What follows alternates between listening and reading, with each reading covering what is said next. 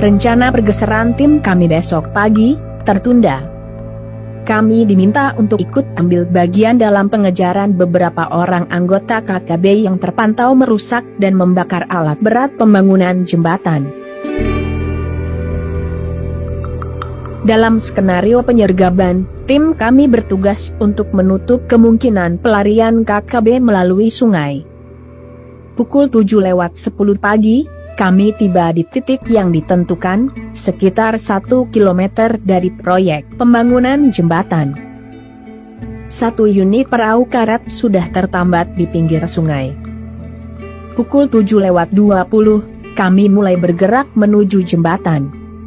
Kemudian kami berhenti, kurang lebih 200 meter dari jembatan untuk menunggu koordinasi dengan Satgas Gabungan.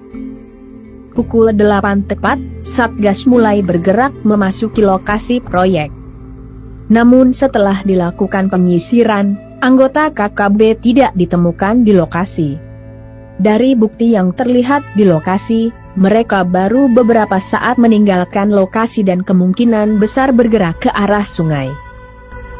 Setelah berkoordinasi, kami pun bergerak mendekati lokasi. Sampai pada jarak 100 meter, keberadaan KKB sama sekali tidak terlihat. Pasukan Satgas Gabungan yang menyisir menuju bantaran sungai juga tidak berhasil menemukan KKB. Kami berhenti sekitar 70 meter dari jembatan. Saya mengamati sekeliling kami. KKB tidak mungkin bisa menghilang begitu saja. Beberapa menit mengamati lokasi, tanda-tanda atau petunjuk keberadaan KKB tidak bisa saya temukan.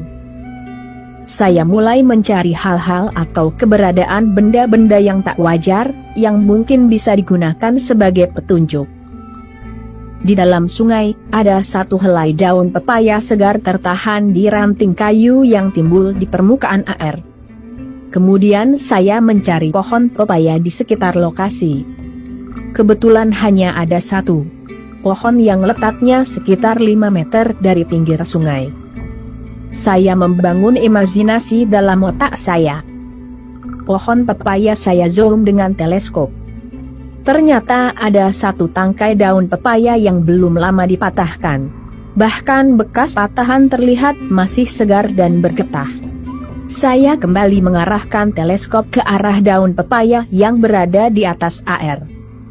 Daun pepaya yang tertahan hanya helai daun, tidak dengan tangkainya. Mudah-mudahan dugaan saya tidak meleset. Saya mengarahkan teleskop ke pinggir sungai. Tidak jauh dari daun pepaya yang tersangkut di ranting kayu, saya melihat ada tangkai pepaya yang muncul sekitar 10 cm di atas permukaan air. Bagaimana mungkin tangkai pepaya bisa muncul vertikal di dalam air? Itu pasti alat bernafas seseorang yang berada di dalam air. Saat saya masih anak-anak, saya biasa melakukan itu. Saya tersenyum manis, layaknya artis TikTok. Kemudian, dengan separuh menyelam, saya mendekati tangkai pepaya. Pada jarak 6 meter, satu peluru kaliber 5,56 mm meluncur di dalam air. Dari perubahan warna air, saya pastikan seseorang baru saja selesai sekolah. Kemudian saya mengambil satu pucuk senjata api laras panjang dari dalam air sebagai barang bukti.